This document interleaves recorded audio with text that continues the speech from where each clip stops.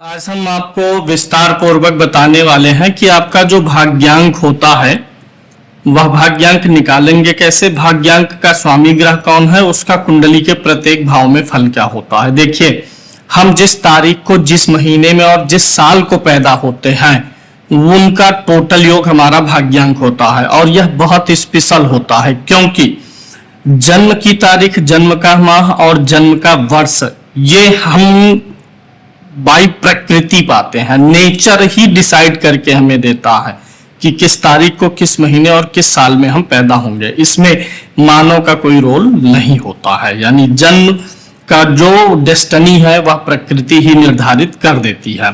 अब देखिए, आपका जो डेट ऑफ बर्थ होगा उसका आपको टोटल करना है। जैसे किसी का 12 मई 1988 है, मैं आपको एक कैलकुलेशन करके बताता हूं। 12 मई 1988, हर अंक को ऐसे जोड़ते चले जाएंगे और लास्ट में दो डिजिट अगर आपको मिलेगा तो फिर उसको सिंगल डिजिट करेंगे। जैसे 1 है, 2 है, 3 हो गया, 3 5 8 हो गया, 1 9 हो गया, 9 9 18 हो गया, 18 और 8 18, 19 20 21 22 23 24 25 26, फिर 8 जोड़ेंगे, 27 28 29 30 31 32 33 34। तो वैसे पूरा डेट ऑफ बर्थ आप जोड़ेंगे तो यहां पर जोड़े तो कितना हुआ, 34 हुआ, डबल डिजिट आया। अब इसको फिर से जोड़ के सिंगल डिजिट में कर लेना है आपको हमेशा। 3 और 4 जोड़ेंगे तो क्या हो गया, 7। जब तक आपको सिंगल डिजिट ना मिल जाए तब तक जोड़ना है। अब जब आप जोड़ लेंगे तो उसके बाद आप इस चार्ट को देखिएगा और आपको पता चल जाएगा कि आपका भाग्यांक कौन सा है। 7 नंबर आया तो भाग्यांक का स्वामी ग्रह केतु होगा। 1 आएगा तो सूर्य, 2 आएगा चंद्रमा, 3 गुरु, 4 राहु, 5 बुध, 6 शुक्र, 7 केतु, 8 शनि और 9 मंगल आएगा। और ये वास्तव में बड़ा अद्भुत फलादेश होने वाला है क्योंकि भाग्य को आप अपनी कुंडली में देखेंगे कि किस भाव में आपके भाग्य का स्वामी बैठा। उस भाव को अगर बढ़िया से जीवन में समझ लिया जाए तो बहुत कुछ आप अपनी किस्मत को समझने में मदद पा जाएंगे। परामर्श के लिए आप इन नंबरों पर संपर्क करेंगे। अल्ट्रा प्रेडिक्टिव कोर्स के लिए अभी आप इस नंबर पर संपर्क कर सकते हैं। बेसिक टू एडवांस भी शुरू होने वाला है, उसके लिए भी आप हमसे इस नंबर पर संपर्क कर सकते हैं। अब आपने अपना भाग्यांक जान लिया, अब चलिए उसका मैं फलादेश करता हूं। मैंने काफी रिसर्च किया है इस विषय पर और बहुत रिसर्च करने के बाद एक निचोड़ निकाल के फलादेश दिया है। अब आपका जो भाग्यांक आएगा, भाग्यांक का स्वामी ग्रह आएगा, वह कहीं ना कहीं कुंडली के किसी न किसी भाव में बैठा होगा। सभी 12 भावों में देख लीजिए किस भाव में बैठा है, उस भाव का फलादेश मैं अब आपको देने चल रहा हूं और बहुत अचूक आपको मिलेगा और आपको यह भी ज्ञान हो जाएगा कि आपको अपने भाग्य के लिए, भाग्य वृद्धि के लिए जीवन में क्या करने की आवश्यकता है, आपका भाग्य आपके जीवन में क्या संकेत दे रहा। सबसे पहले यहाँ पर मैं भाग्यांक के विषय में थोड़ा आपको बताऊं तो भाग्यांक को अंग्रेजी में डेस्टिनी नंबर बोलते हैं। यह जो है व्यक्ति के जीवन के मुख्य उद्देश्य को, ये अंक आपके जीवन के मुख्य उद्देश्य से जुड़ा हुआ होता है, जीवन की दिशा से जुड़ा होता है, भाग्य के द्वार खोलने का ये अंक होता है, सामाजिक उपलब्धियों का अंक ये होगा, कर्म फल की अभिव्यक्ति इस अंक में छिपी हुई है और जीवन में मिलने वाले अवसरों को यह अंक दर्शाता है। जब भाग्यांक का स्वामी ग्रह जन्म कुंडली के किसी भाव में बैठता है तो वह बताता है कि व्यक्ति का भाग्य किस क्षेत्र में सक्रिय होगा और जीवन का मुख्य विकास किस दिशा में होने वाला है। यहाँ दिशा मतलब ये पूर्व पश्चिम नहीं है, जीवन के डायरेक्शन की बात की जा रही है। तो यहाँ पर सभी 12 भावों में मैंने फल दे दिया है। अब अगर आपका भाग्यांक का जो भी स्वामी ग्रह आया है, अगर वह कुंडली के पहले भाव में बैठ गया है तो कैसा रिजल्ट आपको मिलेगा। भाग्यांक स्वामी जब लगन में बैठता है यानी कुंडली के पहले भाव में बैठता है तो भाग्य व्यक्ति के व्यक्तित्व, निर्णय क्षमता और आत्मविश्वास स्वयं के प्रयासों से जुड़ जाता है। बात को समझिएगा, लगन कौन है, लगन आप खुद हैं, लगन आप खुद है, आपका व्यक्तित्व है। यानी भाग्यांक का स्वामी लगन में बैठा है तो आपका भाग्य आपकी इमेज से जुड़ गया है। आप अपनी इमेज को अच्छा रखिए। व्यक्तित्व मतलब आपकी पर्सनालिटी, इमेज, जो समाज आपको जिस रूप में देखता उस पे आपको फोकस करना है। निर्णय क्षमता आपकी कैसी है, आप अच्छे निर्णय लेते हैं, बातों पर टिकते हैं कि हर समय निर्णय बदलते हैं, उससे आपका भाग्य प्रभावित होने लगता है। जीवन में कोई भी काम कर रहे हैं उसमें कितना आत्मविश्वास आप डाल पा रहे हैं वो आपकी सफलता का मार्ग खोलेगा। और दूसरों पर निर्भर रहने के बजाय स्वयं से जब कोई भी प्रयास कर देंगे काम तुरंत हो जाएगा। जिनका मूलांक स्वामी लगन में है वो किसी से काम लें, किसी व्यक्ति से ले, मजदूर से ले, किसी से ले, लेकिन जैसे ही वो देखेंगे कि उस काम में वो खुद हाथ लगाए, खुद दिमाग लगाए, खुद जैसे ही एफर्ट डालेंगे उनका काम तुरंत हो जाएगा। जबकि दूसरों से जब काम लेंगे तो वो फंसे रहेंगे, लंबा समय खींचेगा। ये चीज आप महसूस करके देखिएगा। ऐसे लोग दूसरों के भरोसे नहीं बल्कि स्वयं की क्षमता के बल पर आगे बढ़ते हैं। ये की पॉइंट है। अगर भाग्यांक आपका लगन में गया है तो देखिएगा ये गुण आप अपना पा रहे हैं कि नहीं अपना पा रहे हैं। जीवन में महत्वपूर्ण अवसर स्वयं चलकर इनके पास आते हैं। अवसर आपके पास आएंगे, खुद चल के आएंगे, क्योंकि भाग्य आपके शरीर पर आके बैठ गया। भाग्यांक का स्वामी आपके लगन माने आप खुद, आपका शरीर पर ही बैठा हुआ। आप भाग्यशाली जन्मजात है। अब उसे आपको कैश करना है, कन्वर्ट करना है। ऐसे जातक अपने जीवन का मार्ग स्वयं बनाते हैं। स्वयं अपना मार्ग बनाइएगा। कोई पार्टनर नहीं मिल रहा तो ऐसा नहीं कि आप व्यवसाय ही ना शुरू करें, करिए। स्वयं को आगे बढ़ाते रहिए, रास्ते अपने आप खुलते चले जाएंगे। यदि ग्रह शुभ हो तो व्यक्ति समाज में पहचान बनाता है। शुभ मतलब वही है कि ये जो भाग्य का स्वामी आया वह नीच ना हो, लगन में अस्त ना हो, कई पाप ग्रहों के साथ में ना हो, पीड़ित ना हो, कुल मिलाकर के। तो ऐसे में आप नेतृत्व करेंगे लोगों का और लोगों के बीच प्रभावशाली व्यक्तित्व के रूप में आप जाने जाएंगे। प्रभावशाली व्यक्तित्व ही आपकी सफलता की चाबी है। भाग्य की सहायता इन्हें सही समय पर मिलती रहती है।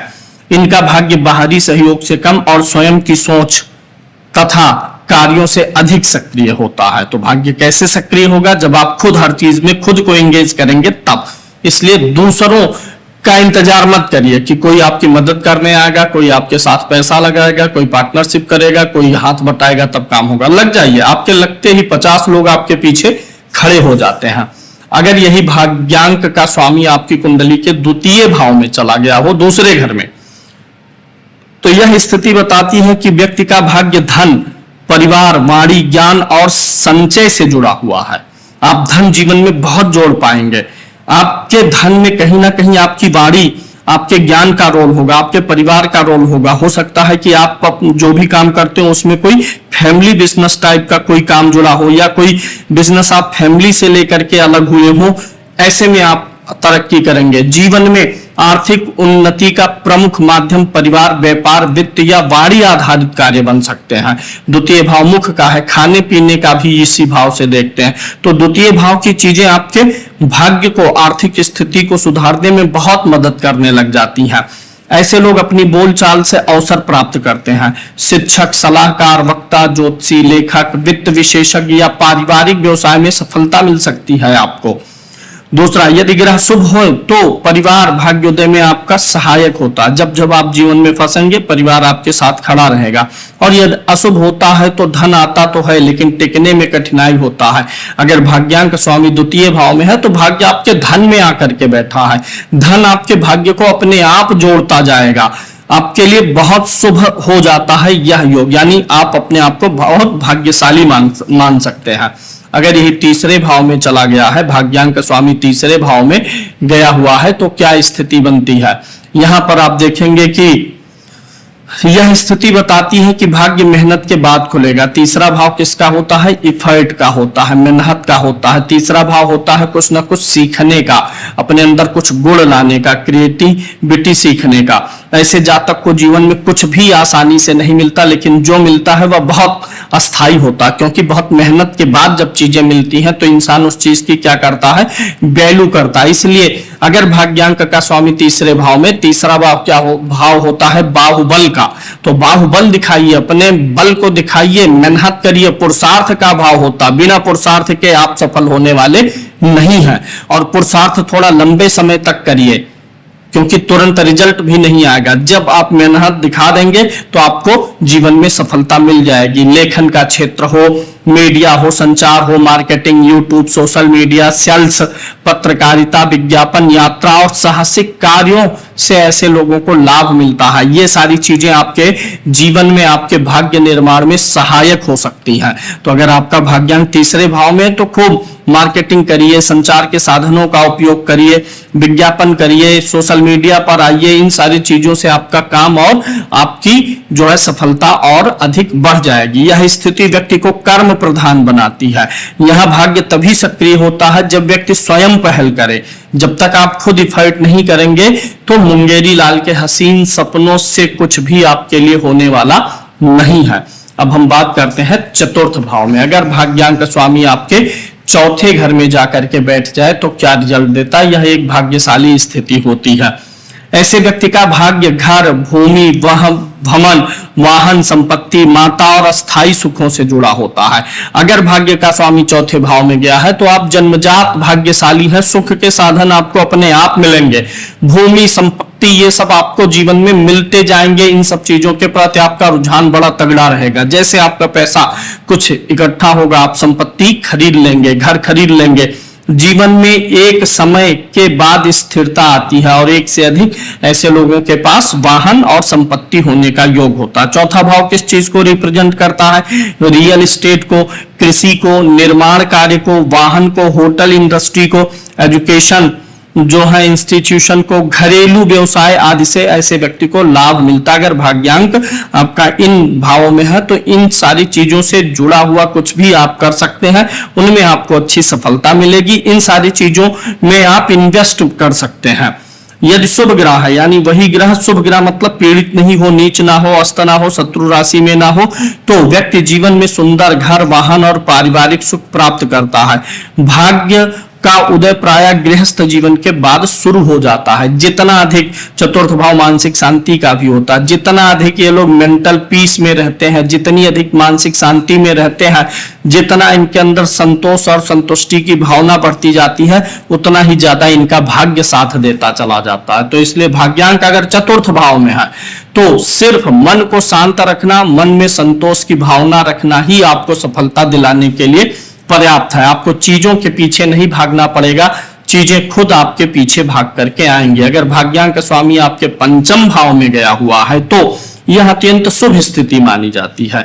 भाग्य, क्योंकि पंचम भाव पूर्व जन्म का भाग्य भी होता है। भाग्य और भाग्यांक का स्वामी है तो भाग्य क्या करेगा? बुद्धि, शिक्षा, संतान, रचनात्मकता और पूर्व जन्म के पुण्यों से जुड़ जाता है। जैसे ही संतान उत्पत्ति होगी आपका भाग्य एकदम से चमक उठेगा, उसकी ब्राइटनेस बढ़ जाएगी। आपकी पंचम भाव में हो तो आप बड़े क्रिएटिव होते हैं, रचनात्मकता ही आपकी ताकत है, क्रिएटिविटी ही आपकी ताकत है। और जैसे जैसे आप आगे जीवन में बढ़ेंगे, संतान आदि होता जाएगा, आपके पूर्व जन्म का भाग्य का पुण्य आपके इस जीवन में एक्टिवेट होता चला जाएगा। ऐसे लोग बिना अधिक संघर्ष के अवसर प्राप्त कर लेते हैं। शिक्षा, अध्यापन, ज्योतिष, मंत्र साधना, शेयर बाजार, स्पेशली शेयर बाजार, राजनीति, मनोरंजन भी स्पेशल होता है इस भाव के लिए। और परामर्श या किसी भी चीज की विवेचना, विश्लेषण करना, डेटा निकालना, कार्यों में व्यक्ति को सफलता मिल जाती है। यह स्थिति बताती है कि पूर्व जन्म के पुण्य वर्तमान जीवन में सहायता कर रहे हैं। अगर आपका भाग्यांक का स्वामी जो है पंचम भाव में जाकर के बैठा हुआ है, अगर यही अब छठे भाव में जाकर के बैठेगा तो क्या होगा? यह स्थिति बताती है कि भाग्य संघर्षों के बीच विकसित होगा। छठा भाव उन कार्यों का है जिन कार्यों को करना हम पसंद तो नहीं करते, परिणाम पसंद करते हैं। अब बहुत जगह पर हम परिणाम पसंद करते हैं, लेकिन उस परिणाम को पाने के लिए जिन रास्तों पर, मार्गों पर चलना होता है, जो हमें तकलीफ उठानी पड़ती है, वो पसंद नहीं आता। जैसे छठा भाव नौकरी का है, कोई आदमी नौकरी नहीं करना चाहता। बिना अगर उसको ये छूट मिल जाए कि बिना काम के आपको सैलरी मिलेगी तो मैक्सिमम लोग कह देंगे ठीक है मैं आऊंगा नहीं ऑफिस। तो सैलरी तो अच्छी लगती है, आउटपुट अच्छा लगता है, लेकिन उसके लिए जो बीच का इफर्ट है वो नहीं अच्छा लगता। ऐसे छठा भाव इसीलिए सेवा का कहा गया है। तो अगर भाग्यांक छठे भाव में गया है तो बीच का जो संघर्ष है उसको पूरा करने के बाद आपको बहुत मीठा परिणाम मिलता है।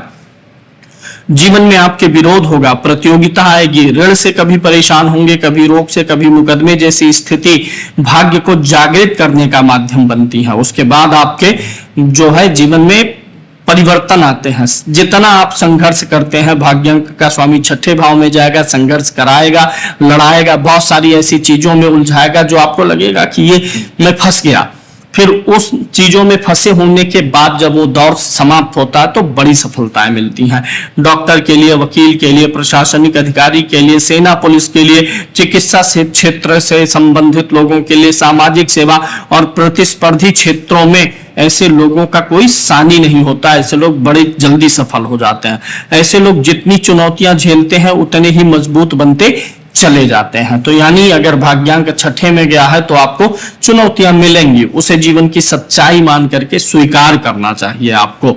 वहीं भाग्यांक स्वामी सप्तम भाव में गया हुआ हो तो आपका भाग्य जो है, पहला तो विवाह से जुड़ा हुआ है, साझेदारी से जुड़ा हुआ है, जनता से जुड़ करके आप अपने भाग्य को बना सकते हैं, सामाजिक संपर्कों से आपका भाग्य जुड़ जाता है।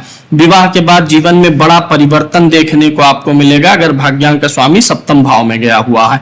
पति पत्नी, व्यापारिक साझेदारी, ग्राहक या जनता भाग्योदय का कारण बनती है। यानी कि ऐसे में आपको पब्लिक सपोर्ट बहुत अच्छा मिलता है, पब्लिक के माध्यम से आप बहुत ऊंचाई पर जा सकते हैं। साझेदारी का व्यापार आपके लिए काफी अच्छा होता है। पति पत्नी दोनों मिल करके कोई काम कर लें तो बहुत अच्छा होता है।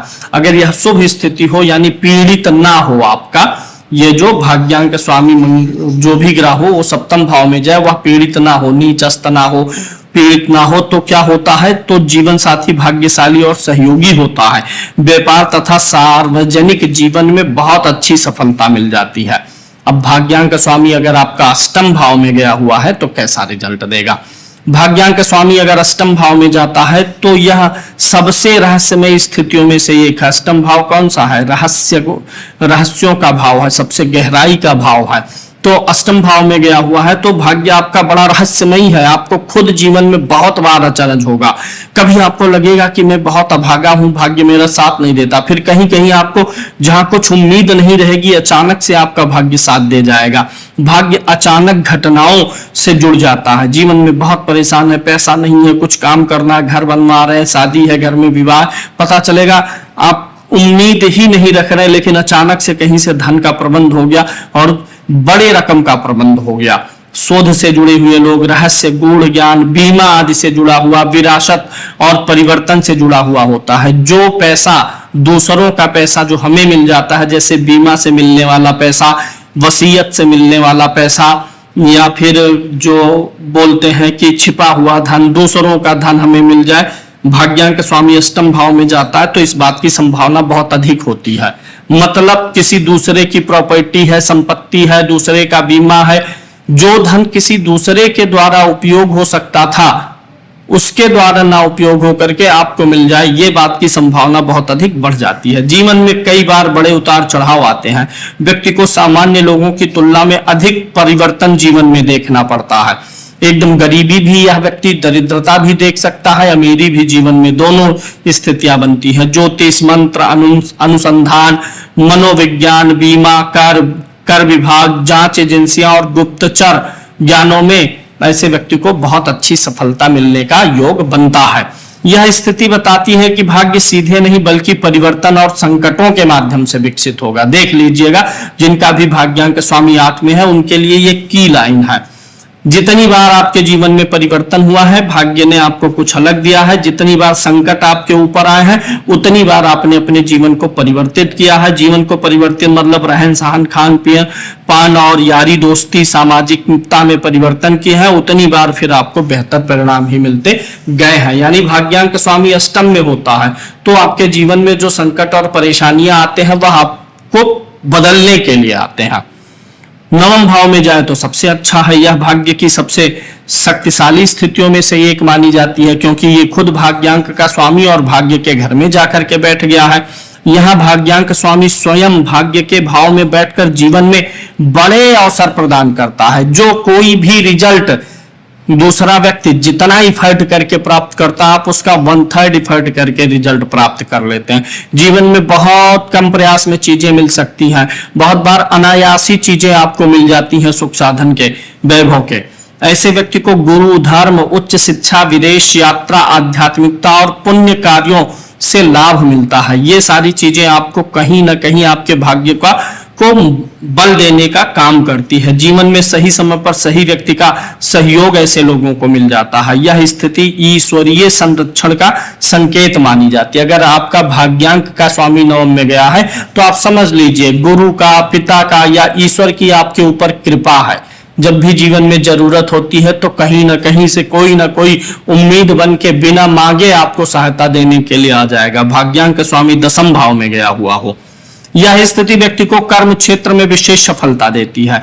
भाग्य सीधे आपके कैरियर से, व्यवसाय से, प्रतिष्ठा से और सामाजिक स्थिति से जुड़ जाता है। ऐसे लोग कार्य क्षेत्र में प्रसिद्धि प्राप्त कर लेते हैं, अपना जो है वो ब्रांड बनाने में सक्षम हो जाते हैं। सरकारी पद हो, प्रशासन हो, राजनीति हो, व्यवसाय हो, उद्योग या नेतृत्व करने वाले जो भी कार्य हैं या इस क्षेत्र से जुड़े हुए जो भी लोग हैं वो आपके लिए हमेशा बेनिफिशियल हो जाते हैं। इनका भाग्य तब सबसे अधिक सक्रिय होता है जब ये अपने कर्म क्षेत्र में पूर्ण समर्पण से काम करते हो।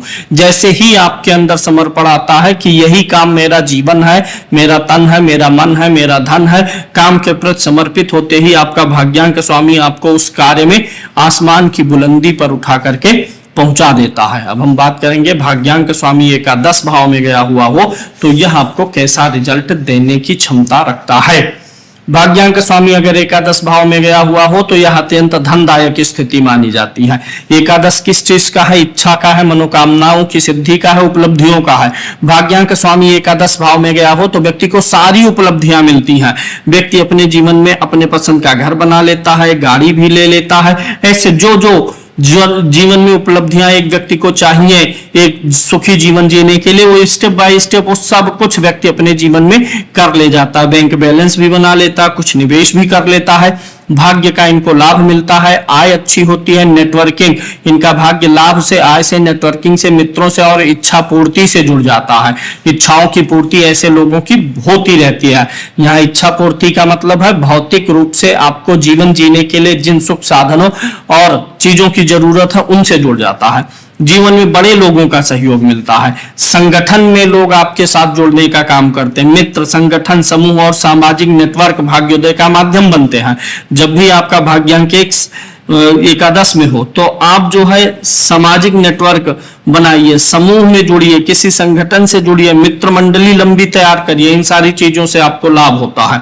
ऐसे लोग जीवन में अपना अधिकांश लक्ष्य पूरा करने में सफल होते हैं। आय के अनेक स्रोत बनने की इनकी संभावना बनी रहती है। इनके जीवन में पैसे का आगमन कभी रुकता नहीं है, पैसे का आगमन बना रहता है। भाग्यांक स्वामी अगर द्वादश भाव में जाए तो यह स्थिति भाग्य को विदेश से, आध्यात्मिकता से, परोपकार, शोध, एकांत और त्याग से जोड़ती है।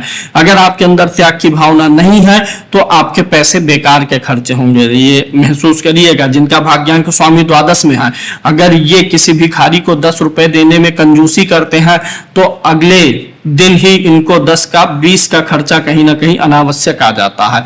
तो ऐसे लोग जो है सिर्फ पैसे की ही नहीं बात है, किसी भी चीज का ये जितना त्याग करते हैं, मोह त्यागते हैं, उतना ही ये सफल होने की स्थिति में आ जाते हैं। इनके पास ज्ञान हो तो ज्ञान बिल्कुल ना छिपाएं। जितना ये स्वयं के पास से समाज में भेजते हैं उसका कई गुना इनके पास वापस आता है। ऐसे लोगों का भाग्योदय अक्सर जन्म स्थान से दूर होता है।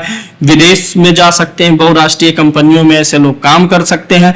आध्यात्मिक संस्थाएं इनके लिए अच्छी हैं। अस्पताल, आश्रम या शोध कार्यों से जुड़ करके काम करना इनके लिए लाभकारी होता है। यह स्थिति व्यक्ति को जीवन के गहरे रहस्यों को समझने की क्षमता देती है। इनका भाग्य जीवन के गहरे रहस्यों को समझने के लिए ही पैदा हुआ है। जब ये एकांत में होते हैं, अकेले में होते हैं और कोई चीज सोचते विचार करते हैं, योजना बनाते हैं तो अक्सर ये बहुत सटीक योजनाएं बनाते हैं। यदि अग्रह शुभ होता है तो आध्यात्मिक उन्नति और विदेशी लाभ दोनों प्राप्त हो सकते हैं। विदेशी लाभ, विदेश का योग, विदेशी संपर्क, विदेशी लोगों को अपने काम से जोड़ने से इनको बहुत ज्यादा प्राप्त होता है, अच्छाई प्राप्त होती है। अब मैं आपको एक सूत्र देता हूं कि आप अगर और ज्यादा डीप एनालिसिस करना चाहें तो क्या देख सकते हैं कि कौन सा ग्रह है भाग्यांक स्वामी, वह किस राशि में बैठा है, वही देखना है। नीच में है कि मित्र में है, उच्च में है, स्वाग्रही है, शत्रु राशि में है। ग्रह उच्च, नीच, स्वराशि या मित्र राशि में है, उस पर शुभ ग्रह की दृष्टि आ गई है कि क्रूर ग्रह की दृष्टि आ गई। अगर शुभ ग्रह की दृष्टि आ गई है तो सोने पे सुहागा हो गया, या उसके साथ शुभ ग्रह बैठ गया होगा तो सोने पे सुहागा हो जाएगा। भाग्यांक का स्वामी जिस भाव में बैठा है उस भाव का स्वामी अगर अच्छी स्थिति में हो तो भी सोने के सुहागा हो जाएगा। भाग्यांक स्वामी नवमांश में अच्छा होगा तो और भी उसको बल मिल जाएगा। उसकी दशा महादशा कब आ रही है, जब आएगी तो वो कुंडली के जिस भाव में बैठा है तब इन फलों को ज्यादा सक्रिय करेगा। भाग्यांक स्वामी कुंडली के किस भाव का भी स्वामी है ये भी देख लीजिए, बैठा कहाँ और किस भाव का स्वामी है। तो उम्मीद है भाग्यांक का सभी भाव में फलादेश का यह कार्यक्रम आपको पसंद आया होगा। वीडियो को लाइक कर दीजिए, चैनल को सब्सक्राइब कर लीजिए और शेयर भी करिएगा। धन्यवाद।